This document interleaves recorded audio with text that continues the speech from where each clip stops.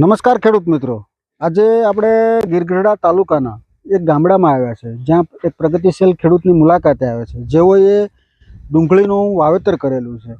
અને આજની તારીખ છે 22 ફેબ્રુઆરી 2024ના રોજ આપણે જે ખેડૂત મિત્રોની જે પ્રગતિશીલ ખેડૂત છે એણે ડુંગળીનું વાવેતર કરેલું છે અને ખૂબ જ સારા રિઝલ્ટ દેખાઈ રહ્યા છે.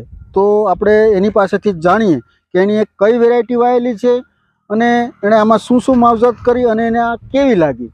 તો એને પહેલાં આપણે સૌપ્રથમ એનું નામ પૂછશું, ગામ પૂછશું અને પછી એની સાથે આપણે એનો અભિપ્રાય લેશું. નમસ્કાર. નમસ્કાર. તમારું નામ શું છે? અશ્વિનભાઈ દુર્લભભાઈ બોગરા, ગામ નીટલી. ઓકે, ગામ નીટલી અને તાલુકો ગીરગઢડા.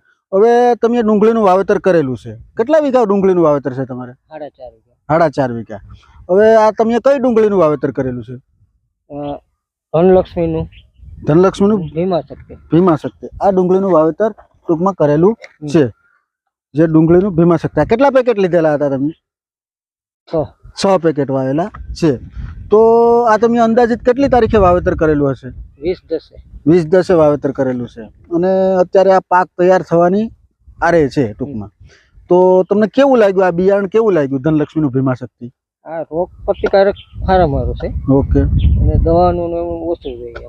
ઓકે. આમાં જે જનરલ શિયાળામાં વાવેતર થતા હોય એમાં વાયરસ આવતા હોય છે, વધારે પડતા સુસ્યા જીવાત આવતી હોય છે. રોગ પ્રતિકારક બહુ સારામાં છે. 2 જ વખત દવા નાખેલી છે. 2 જ વખત દવા છાંટેલી છે. ના કેટલો ટાઈમ પીરિયડ કેટલા મહિના લે અંદાજિત તૈયાર થતા? 4 મહિનાનું અલગ અલગ. 4 મહિના એટલે કે 120 દિવસ થાય. 120 દિવસ. અત્યારે આ તમારે છેલ્લું પાણ તમે પાયેલું છે, પાઈ દીધું છે. તો આની તમને જે મોઇશ્ચર ને ગાંઠ ને એ તમને કેવું દેખાય છે? આ છે એ આપણે આ ભીમા શક્તિની જે ગાંઠો છે એ છે ટૂંકમાં એક સરખો માલ છે અને આનું કલર મીડિયમ ડલ કલર કહેવાય. અને આની સ્ટોરેજ કેપેસિટી જે કંપની કહે છે કે સૌથી વધારે સ્ટોરેજ કેપેસિટી આવે એવી સ્ટોરેજ કેપેસિટી છે.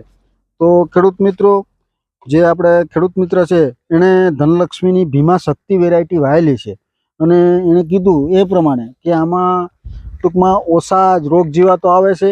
રોગ જીવાતો માટે સહનશીલ વેરાયટી છે. અને તમે આમ અંદાજિત કેટલા વર્ષથી ડુંગળીઓનું વાવેતર કરો છો? અમે 30 વર્ષ.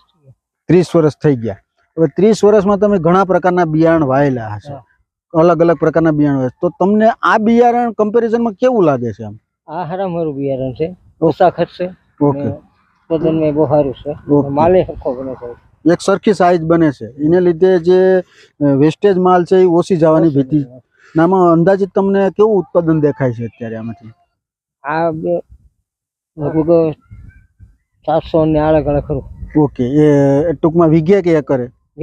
વીઘે 400 મણની આજુબાજુનું ઉતારો તમને દેખાઈ રહ્યો છે. તો ખેડૂત મિત્રો, ધનલક્ષ્મીએ ગઈ વર્ષે આપણા ગીરગઢડા તાલુકામાં ભીમા શક્તિનું એક ટ્રાયલ આપેલું હતું અને આ વર્ષે ભીમા શક્તિ વેરાયટીને વાવેતરમાં આપેલી. તો આ ખેડૂત મિત્રોએ આપણી વેરાયટી વાવેલી હતી. જે આપણે ટ્રાયલમાં જે રીતના ડેટા લીધા છે એ જ પ્રકારના ડેટા ત્યાં અહીંયા જોવા મળે છે. જે ખેડૂત મિત્રો શિયાળામાં ડુંગળીનું વાવેતર કરવા માગે છે અને ઓછા ખર્ચે સારું ઉત્પાદન લેવા માગે છે, એના માટે ભીમા શક્તિ વેરાયટી છે એ રોગ માટે પ્રતિકૂળ જાત છે અને ખૂબ જ સારું સેગમેન્ટ ધરાવે છે. અને આની એક મેઇન ખાસિયત એ છે કે જ્યારે આનું હાર્વેસ્ટિંગ થઈ જાય ત્યારે આની સ્ટોરેજ કેપેસિટી બીજી ડુંગળીઓ કરતાં વધારે છે. તો ખેડૂત મિત્રો, જે બી વાવેતર ડુંગળીનું વાવેતર કરતા હોય, જે ખેડૂત ડુંગળી પ્રિય છે, એના માટે એક વખત ભીમા શક્તિનું વાવેતર કરે એ સારી એવી વેરાયટી આપણે માર્કેટમાં આવી ગઈ છે.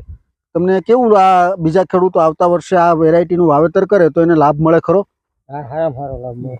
ઓકે. તો ધન્યવાદ. આ ખેડૂત મિત્રોને સારું ઉત્પાદન મળી શકે એવી ધનલક્ષ્મી વતી શુભેચ્છા.